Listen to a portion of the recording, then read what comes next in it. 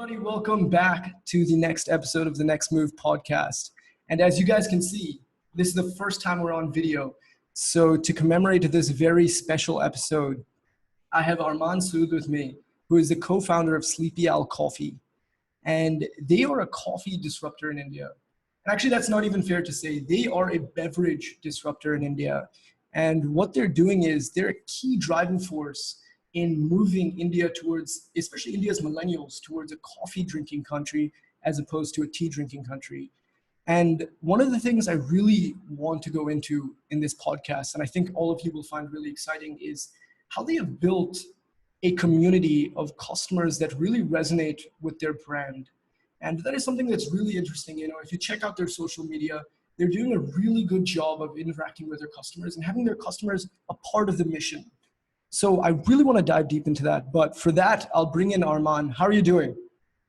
Doing good, Arman, as well. My namesake. Yes, I actually haven't met too many people with the name Arman before. Yeah, I know when you shot in your email to me, I was like, "Well, this is interesting." I get to hear brother Arman, and I was like, "Let me be quick to respond and engage you, and see what this is all about." So I'm glad that was the differentiator. So let's get into it. Let's start off with, what's your background and what led you to, and the three of you to starting Sleepy Owl Coffee? So I take it all the way back. I grew up in Calcutta. I did my schooling there.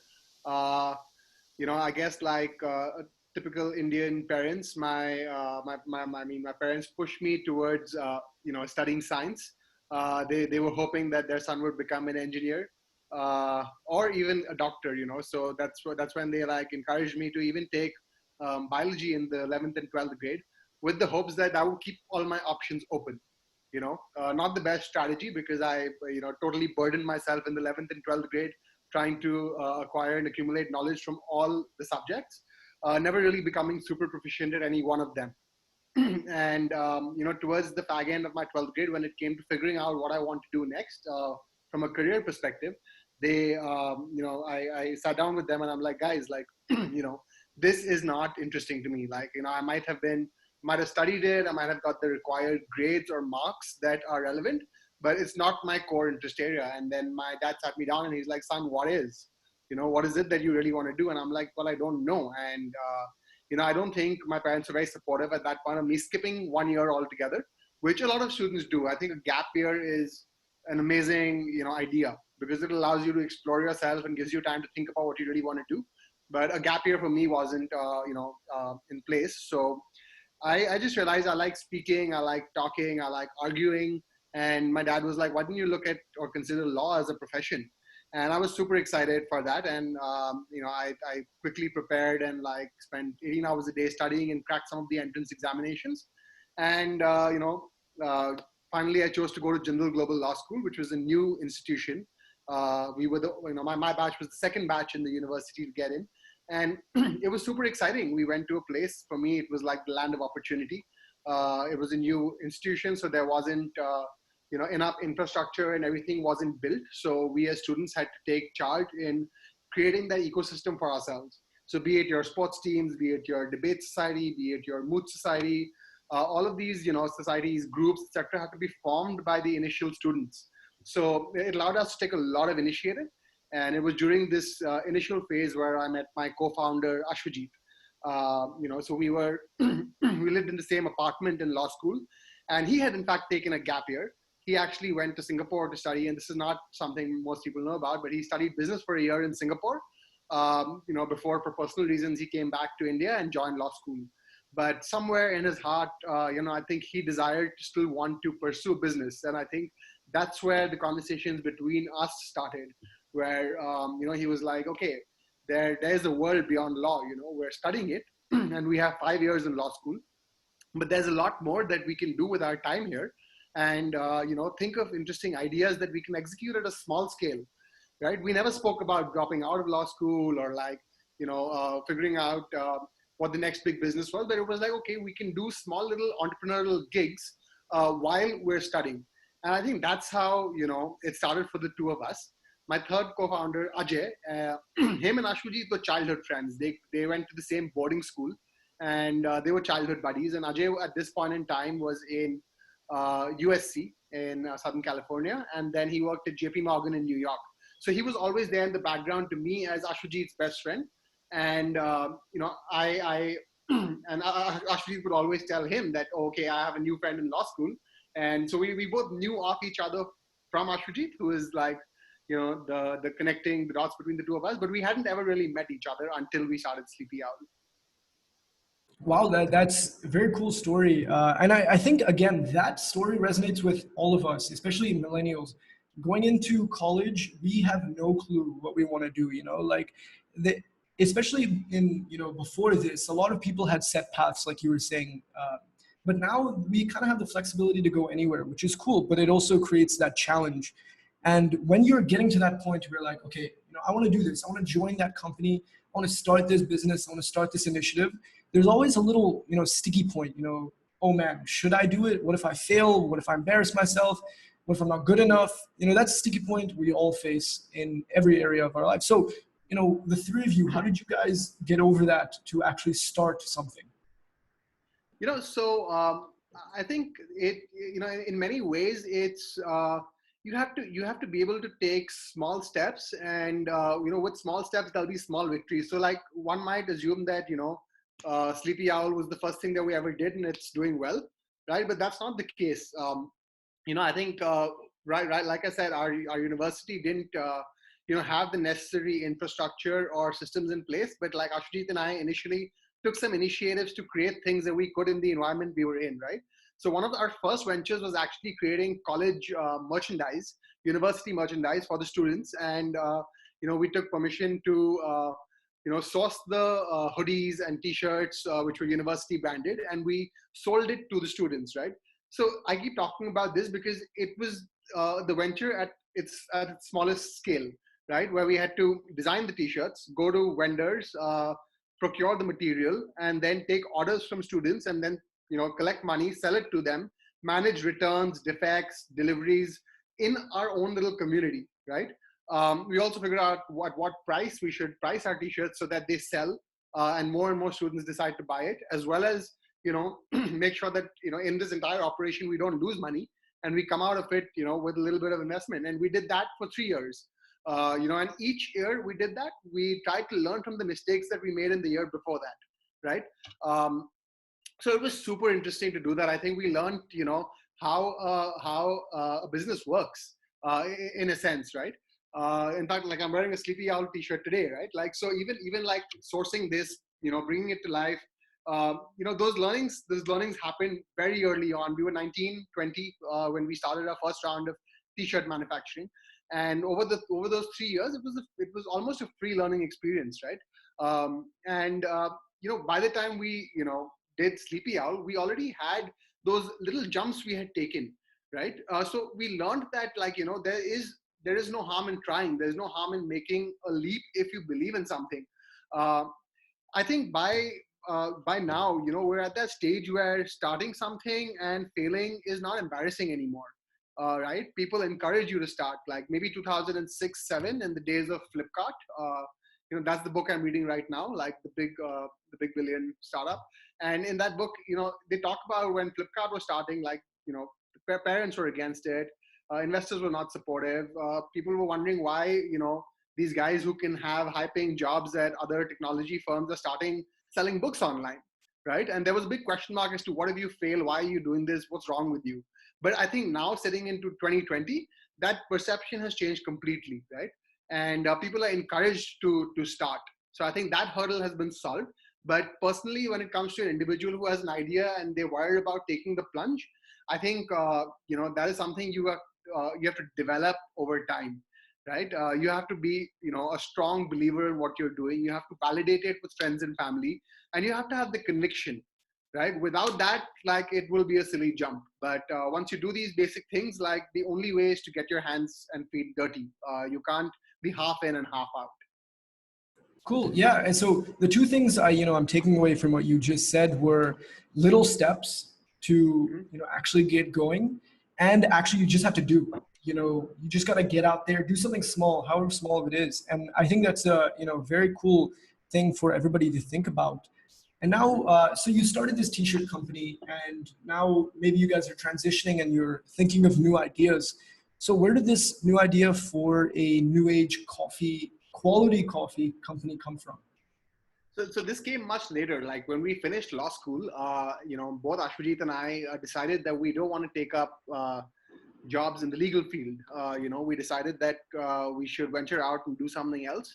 And I took up a job at an education technology company in Mumbai, where I was handling marketing and public relations for the company. Something I'd never done before as a lawyer, but because I did it, in the previous ventures, I felt like that was a role that I'd be suited for and something I'd want to learn.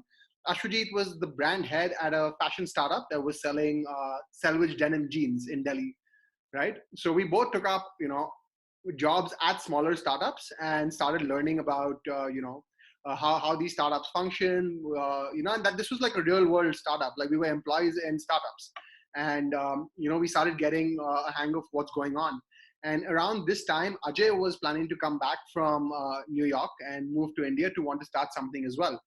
And him and Ashwajit were in constant conversations about what's the scope in the market, what's interesting, what can we do. And it was around this time that Ashwajit started complaining to me while I was in Bombay about the shitty coffee in his office, and it resonated with me a lot. And I'm like, man, I agree with you. Like, we don't have great coffee in the office at all. And every time I want a good cup, I have to step out and walk to the nearest cafe coffee day or Starbucks to spend 200 rupees on a cup of coffee. And that's when he started talking to Ajay about it a little bit. And Ajay gave a clear cut, like, man, in America, like, coffee is the thing, it's the shit, like it's blown up, like, not just like Starbucks, but third wave coffee companies doing some very, very interesting and new things with coffee. And it's something that, he said it's very trendy, and it's a trend that's growing. And upon a little bit more of basic research, we were convinced that there's an opportunity in coffee. We weren't sure whether it's cold brew, we weren't sure whether it's having cafes, we weren't sure whether it's just selling ground coffee or having a roastery. Like none of that was clear. We just knew that like in the coffee space in the country, it's nascent, it's going to grow, and there's an opportunity for us here. That's when we got to the drawing board and started figuring things out. Cool. And it's kind of interesting how there's a lot of companies that thought of this same thing around the same time as you guys did. Coffee is starting to becoming a big thing in India, and you see all these little coffee shops, these niche coffee that you can buy online. It's a very cool trend to have. But and like you said, when I was in the US, I saw it all the time. People are paying $5-6, these huge amounts for just a cup of coffee. That's 300-400 rupees. And so that there's definitely a market for it in India. Now, when you guys are starting, you're starting from scratch, right? None of you guys are in the coffee business. You're storyboarding it out. You don't know where to procure from. You don't know if India has good coffee beans, which turns out we do. Where do you start when you're starting from complete scratch? So I guess as silly or cliche as it may sound, like Google has all the answers, man. And that's where I completely and that's what Ashwajit always says. He's like, before asking me any question about anything, just Google it once, see if you get an answer. If not, then we'll discuss it, right? And that's what we did, man. We actually just like Googled coffee in India, coffee growth in India, coffee growers in India, and it gave us enough reading material. And I guess as lawyers, we were used to consuming and sifting through large amounts of information that would be with us during our studies. So we would just sit and we'd spend a lot of time on the internet learning and understanding about the coffee landscape in the country. And we also started researching, potential competitors, who's in the business, who's doing what, because we knew that we don't want to be a Me Too company, right? If somebody's already doing something, I don't want to just blatantly go and be a competitor to them or play in the same field that they're already playing in. So we knew that research will help us find our USP. What is going to be our unique selling proposition? What is going to be valuable to the people we sell to? And how do we differentiate ourselves from what already exists in the market? So all of this research took us to this new trendy phenomenon called cold brew coffee. And we figured out that, mind you, we'd never even had cold brew coffee till then, right? Now, this is a little secret. We'd never had cold brew coffee ourselves, but just looking at it online and seeing that there were a few people in London, in America, in Australia that had started making and selling cold brew coffee.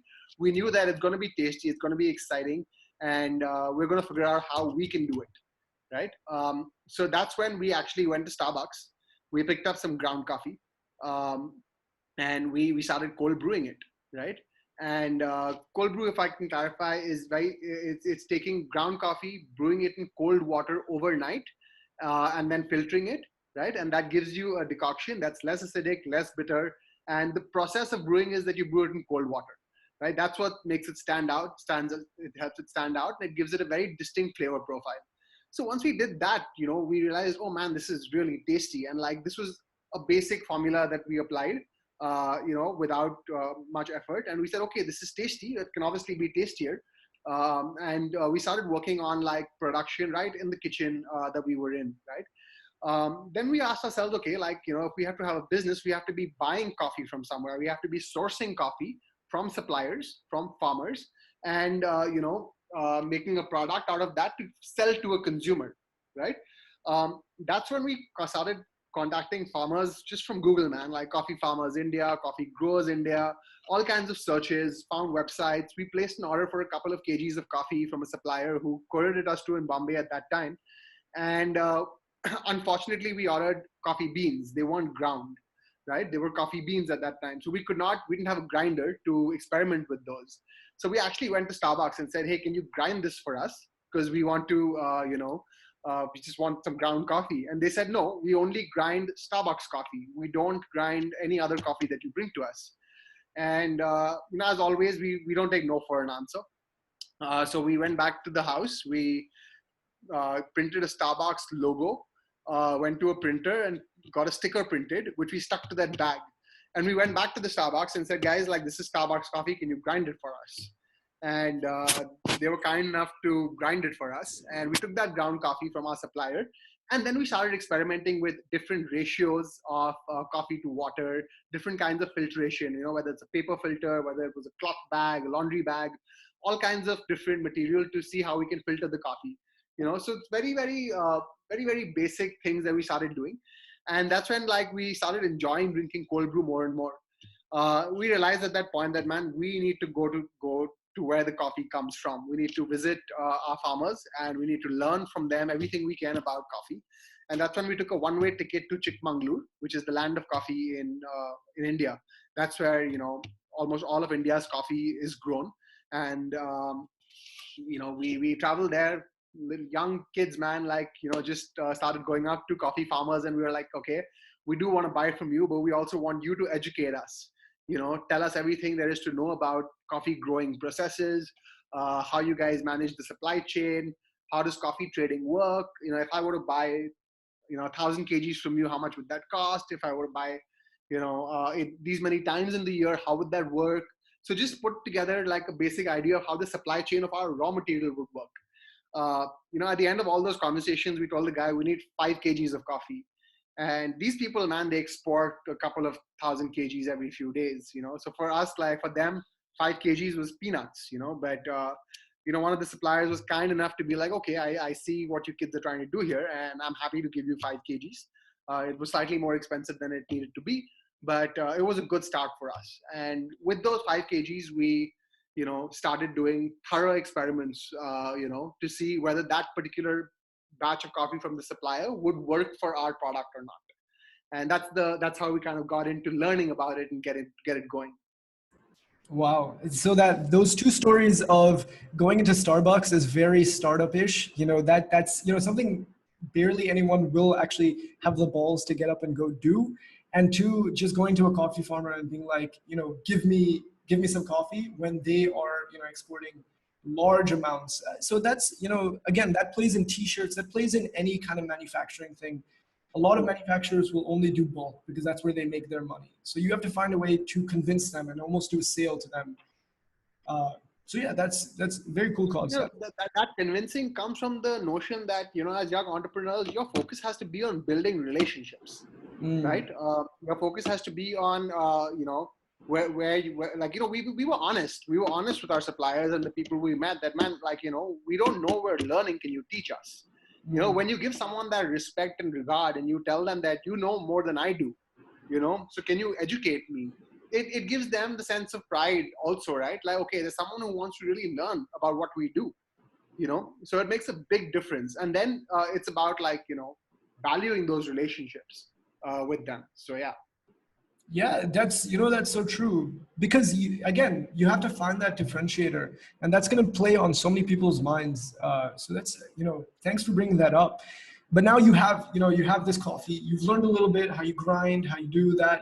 You've Googled everything. Now you're starting this business, and, you have no followers on Instagram. You don't have a website. You don't have anything. You don't know how to, you're getting going.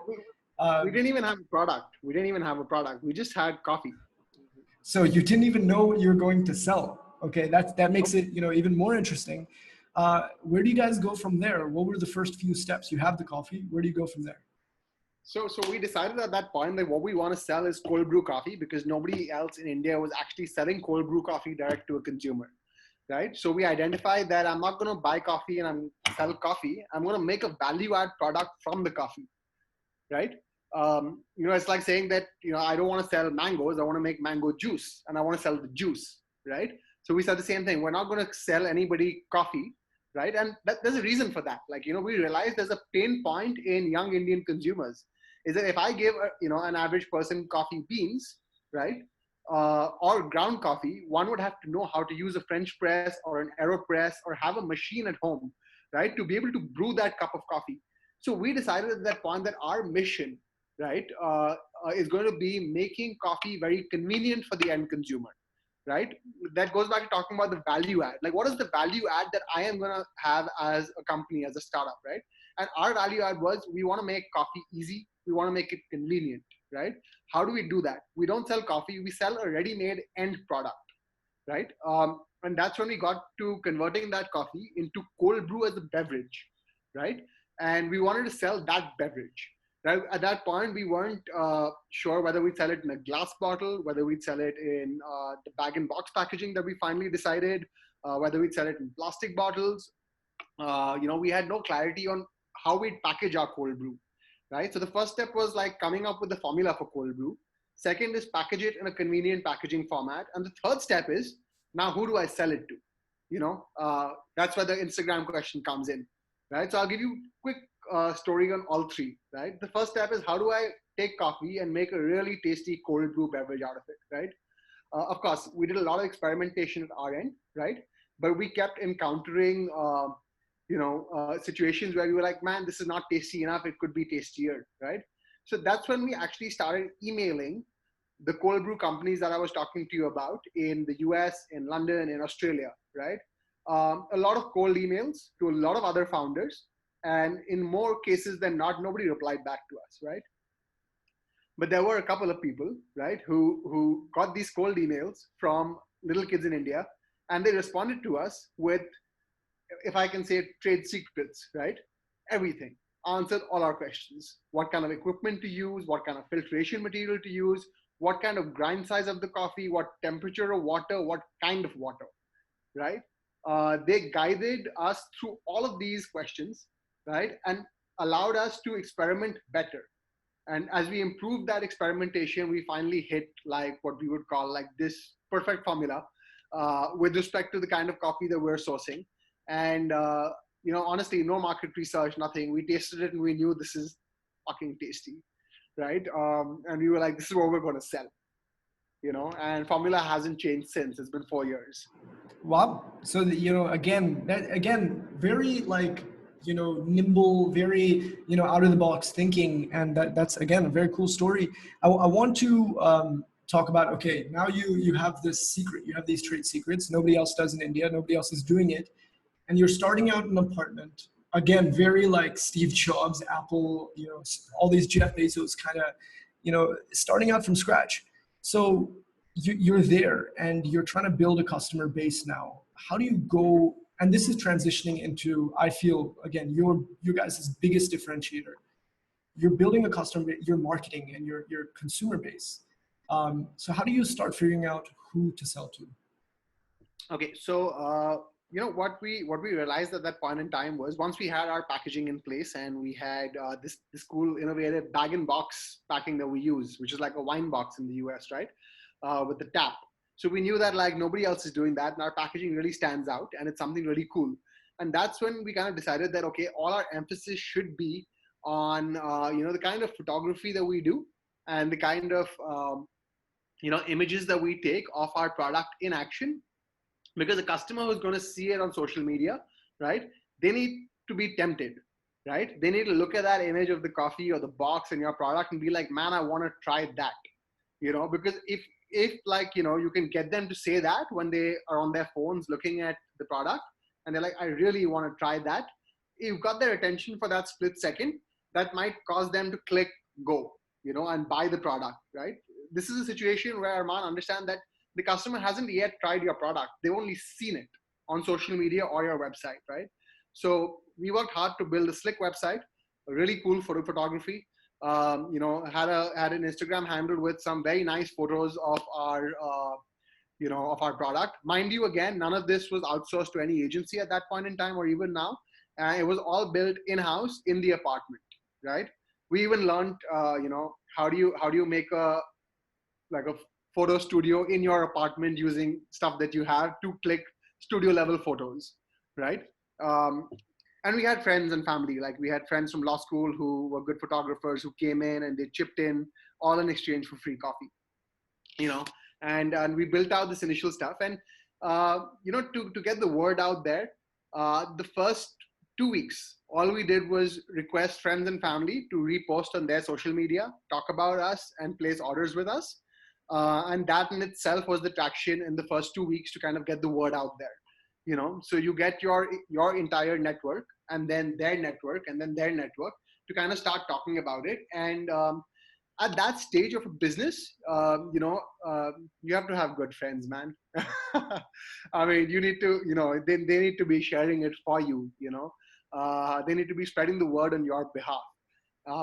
And yes, our first 100 or so customers were all known to us. They were people who knew who we were, what we were up to, old friends, old family members, just your network, right? And once they get it, right, and then they start talking about it, it starts spreading, be it word of mouth or if they post it on their social media, etc. So that was the initial strategy. But we know that that's limited, right? That doesn't come with a lifelong commitment of people still going to buy. So we had to find other avenues, and that's when we started going to, I'd say, local discovery platforms, right? So be it Little Black Book India, be it So Delhi, be it What's Up Delhi, What's Hot Gurgaon, all of these blogs that cover, new age companies, what's happening in the city, kind of giving their readers, the latest of what's up. And we partnered with them. Of course, all of these companies have both free as well as paid versions, right? So as young entrepreneurs who just started out with limited capital, we always opted for the free option to start with. We'll come to your office and we'll give everybody free coffee. Can you write about us? Can you talk about us? Can you let your audience know that we exist, right? And that gave us the necessary push. And then being in the food and beverage space, we started doing events like the Grub Fest, food festivals, etc., where we put up stalls and get people to sample the product, right? So for the first 6 or 8 months, we actually did no digital marketing, no Google AdWords, and it's a mistake. I wish we had, from the get-go, you started doing some of the necessary paid marketing activities, but we didn't know better, right? So we thought, okay, we won't spend any money and we'll see how far we can go. But that's not how business works. You can't not spend and expect any return, right? But we did that. And 6-8 months in, there was no more growth, right? You hit a wall and you're not growing anymore because you're not really acquiring too many new customers, right? So that's when we decided that, okay, we're going to up our game on our social media, as well as invest in digital marketing activities, right? So create good quality advertisements, both photo and video, and use that to target your consumers using Facebook, Google, Instagram, and then see how that game works. And that's when we started acquiring new customers. So I'm really interested in your starting to do paid advertising. When do you see, and do you notice a few strategies once you're doing paid advertising that, help that hockey stick go up and help, you guys scale really quickly? Because, you've only been open for about 4 years. Is that right? So, and you guys have, I've heard in another interview, you guys have a great customer retention rate. So how do you guys build that hockey stick shaped graph to scale? And then how did you, once you got them in, how did you keep them as customers? Okay. So the idea is like when you start your digital marketing initiatives, right, you are going to start acquiring a lot more customers, especially initially, because I think the algorithms on Facebook and Instagram, they work in a way to help you get a return on your advertising spend, right? So for every dollar we spent, we were getting a lot of customers coming in and buying our product and enjoying it for the first time, right? So these customers traditionally have not heard of you from a friend or family. They haven't, read about you on a blog. They've seen an advertisement and they've clicked on that advertisement, and that is their first interaction with you, right? So they're going to judge for themselves on the basis of their overall experience, right? So new customers that come to you, you have to work hard to ensure that they have a stellar customer experience, right from ordering to the delivery reaching their house to them enjoying the product. And if they have any questions, right, and they get in touch with our customer support or us on any platform, right, we have to be prompt in responding to them, helping clarify their doubts, and let them know that their entire experience from seeing that ad to finishing the product has been seamless, right? If that experience is seamless for a newly acquired customer, chances are they will order again, right? Unless something goes abysmally wrong, or they just decide that they can't afford it or they don't want to have it so often. More often than not, right? If they enjoy the experience and the product, they will come back and place a second order, right? And then a third, right? And once you see a customer going from 1 to 2 to 3, right? And you have to monitor all of this extremely carefully, right? You have to incentivize that customer to become a long-time customer, right? So be it through a subscription plan, be it through a discount model where you go like, okay, I see you buying thrice a month, right? If you keep this up, I'll give you a better deal, right? So it's more like a volume discount. It's like, okay, like you're enjoying it, buy more, right? And keep drinking and you'll get a better deal, right? Because you, as businesses, you can afford that. It's inbuilt into your margins to be able to give customers a better deal, right? But obviously it's based on their loyalty as well, right? They're loyal to you. They're drinking your product every day. And the same goes for the rest of the customers that you have. Like it's a very, very crucial game to respect your customers, provide them service all times, day or night. I still remember initially, we've delivered product to our customers' houses ourselves. So if there's a courier company glitch or some unavailability, we take the car out and we go house to house with the order list and we deliver the orders to the customers that we didn't want to delay your order under any circumstances, right? So that gives us the incentive as founders to also meet a customer up front, right? Imagine I ring your bell and you open the door and I'm delivering your coffee. What kind of an impression that would have for you with respect to the brand, right? So we've hustled it out and through and through made sure that nothing is more important than customer experience, right? I'd say more often than not, we do a no questions asked return and replacement, right? So if you do feel that your batch is not up to the mark as compared to the previous batch that you bought or any other complaint, no questions asked, we'll replace your product for you. It's activities like this that have actually helped us maintain that customer retention rate or loyalty, if I may say. And I guess to add to all of this, coffee is an addiction, buddy. So if someone's hooked to what you got selling them, right, they are going to come back. So that's worked in our favor, right? Because things like coffee and cigarettes, they're very brand oriented. If I were to ask you to drink Nescafe instead of Sleepy Owl, you don't want to, you won't. You'd rather not have coffee, than have something that you don't want to have. So I guess because of the addictive nature of these products, they command a certain amount of loyalty as well. Okay, but so what I've got from what you guys are saying and what you're saying is that you guys really focused on quality in every aspect. You know, customer experience, whether it be Instagram, everywhere had to be quality and solely focused on the customer. So that's a great takeaway to get. But now I want to go into you're creating this messaging that you want someone to click on that Facebook post, and you want someone to click on that Instagram ad. How do you create that messaging to be like, wow, I actually want to click on that? Is it the photos? Is it something you're saying? Are you addressing their problem right off the bat? It's both, right? Because everything is taking a more visual turn, right? Mm-hmm. In terms of marketing, right? So you have to craft your photos and your videos in the advertisements in a way that it's tempting, especially for a food and beverage product, right? Mm-hmm. I think the more tempting it is, the more it'll create that desire in the customer's mind and body where like, okay, I want to try this, I want to eat this, I want to drink this, because it looks so satisfying, right? Mm-hmm. But yes, messaging is a very, very crucial aspect, because once they click on that, they hit your website, right? Or your landing page. And that's when, you're communicating to them, right? And you're actually talking to them and telling them about your product's features, its benefits, its attributes, right?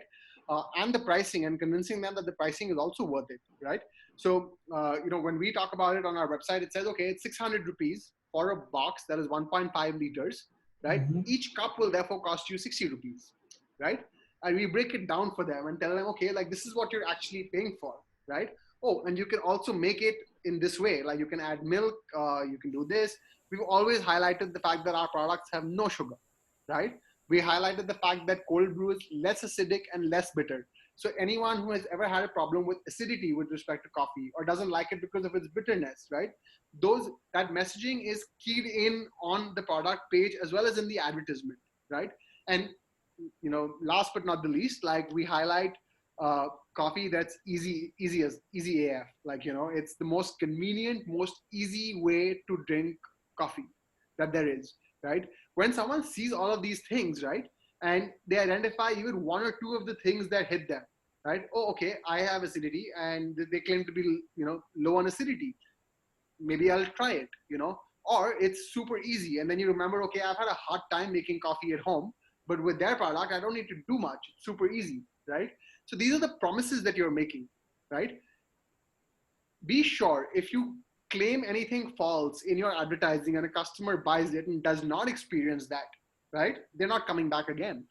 There's no second time for that customer, right? And it's expensive to acquire a customer, right? You spend money to acquire the customer, and if they don't buy more than once, right, you're going to ultimately lose out, right? You can only make money if those customers are coming back over and over again. So you have to keep the promises that you make, right?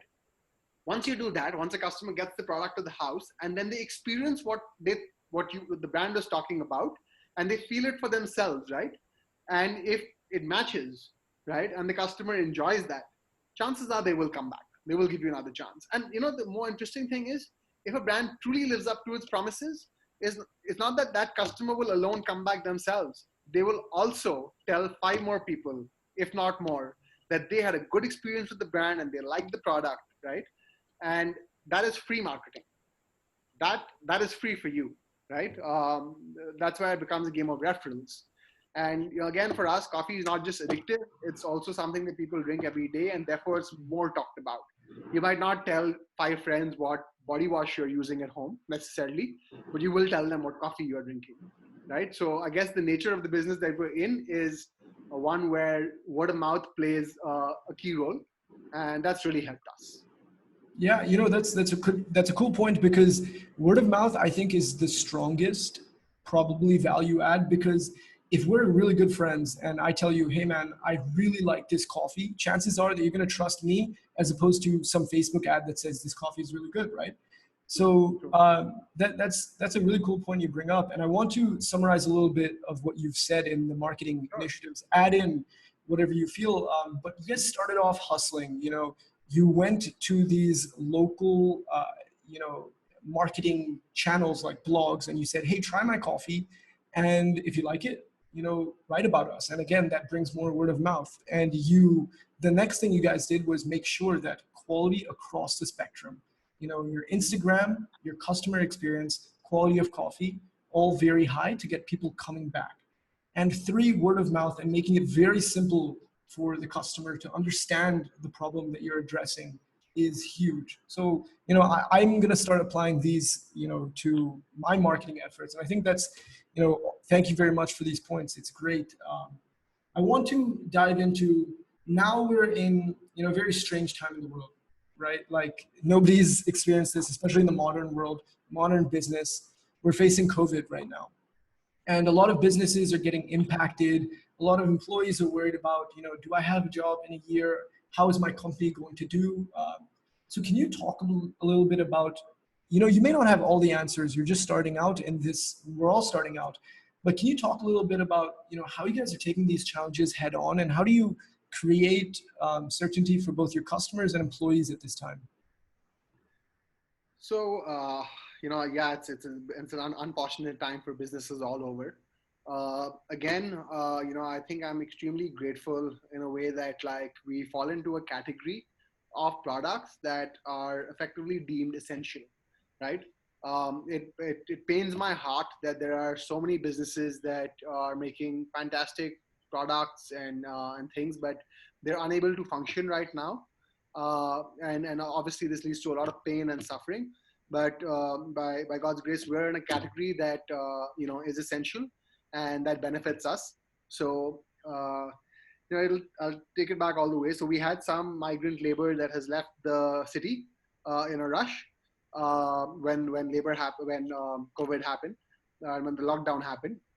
But aside of that, we worked very hard in the first 2 days of the announcement of the lockdown to get passes for our team to function, right? Of course, I'm gonna possibly skip the aspect that yeah, we are taking every single precaution, be it at the manufacturing end, be it at the employee end, whether it's temperature checks, whether it's hand sanitization, whether it's wearing masks, maintaining social distancing, all of those steps. Needless to say, I believe most honest brands are doing, right?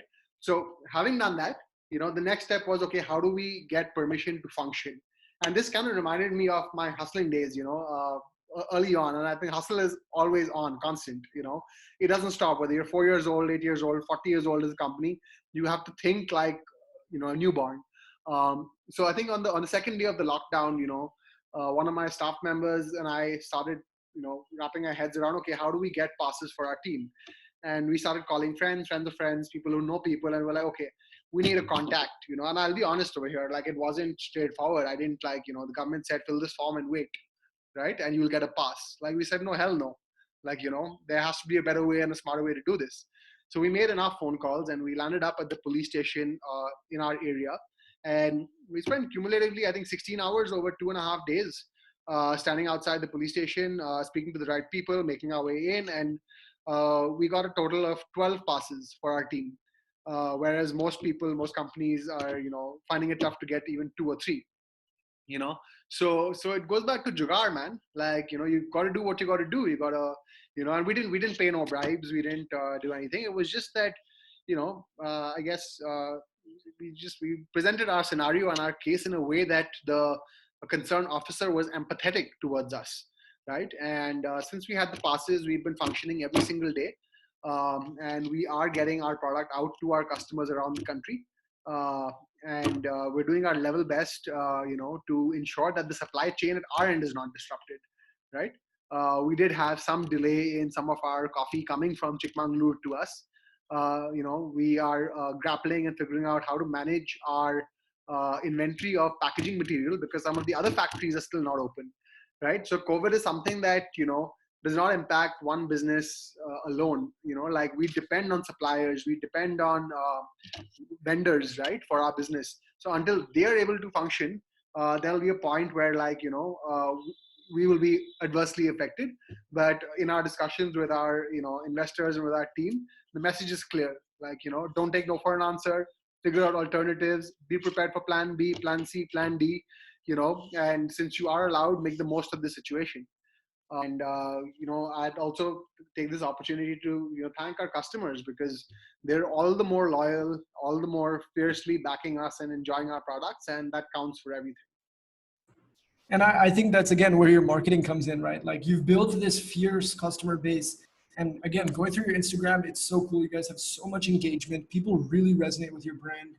And thank you for addressing, COVID the way you did. It's a tough time, but hopefully, we come out of this much stronger. All of our businesses, all of our people, hopefully we all come out stronger. And let's look at a more positive thing to end on. So Arman, what is your personal ambition? What is like the mission that you want to leave on the world? It could be with Sleepy Owl Coffee. It could be with anything. What do you want to personally leave on this planet? Okay, I think I was going through the framework that you shared and the question, and when I came to this question, I started thinking deeply about it, and I guess I have. I think it's too early to say whether I have definitively found what I want to leave this planet with.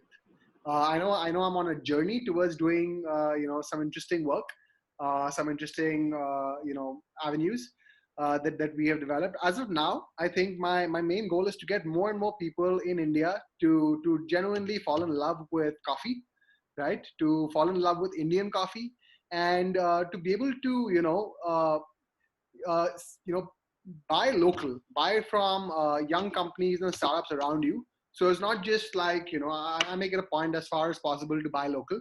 And I feel like the only way like we can expect more young businesses to grow and to support them is by intentionally making it a point to go out of our way to purchase these products, right?